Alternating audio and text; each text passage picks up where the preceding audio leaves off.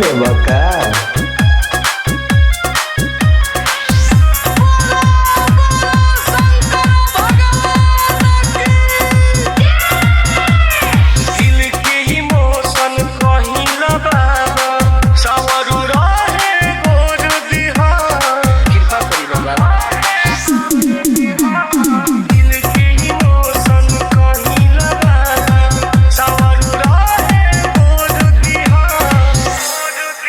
जवन छोड़ के गइल बिया ए बाबा ओकरा से लभर बिजोड़ दिहा।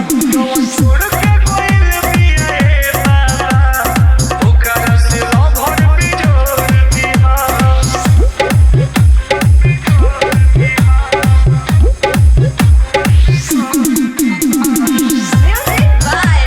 काहो डीजे रमेश जान ले बका। कुछ